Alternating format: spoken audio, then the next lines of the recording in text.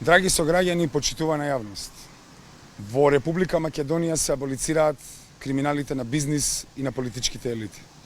Широката коалиција ДПМН, СДС и ДУИ со европско знаменце ги аболицира криминалите на своите политичари и функционери, со драстично намалување на казните за наместени тендери, за злоупотреба на овластувањата и за злосторничко здружување. Во овој момент со овие измени ќе бидат опфатени над 14 пресуди, над 80 лица, не сметајки на случаите кои се наоѓаат пред основното јавно обвинителство за гонење на организиран криминал и корупција.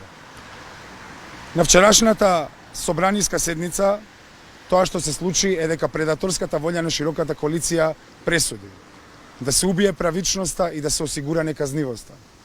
Со ова се амнестираат и 3 сегашни пратеници на ВМРО ДПМН, додека СДСМ го враќа и Никола Груевски.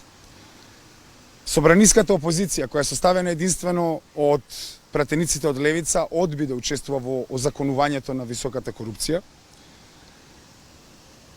И именувањето на кривичниот законник се случува сега како повторен обид за наметнување на уставните измени за бугаризација на Република Македонија. И тоа не само што им одговара на корумпираните партиски раководства, туку се случува истото што се случи и пред наметнувањето на промената на името. Левица останува како единствена парламентарна опозиција преку која се изразува народната волја во институциите.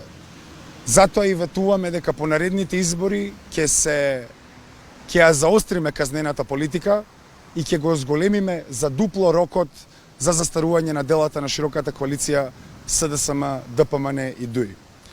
Измените на кривичниот законник се акт на консолидација на тиранијата на широката коалиција ДПМН, СДС и ДУИ, но овој пат тоа нема да им помине така. Драги сограѓани, нека ни е честит денот на неказнивост.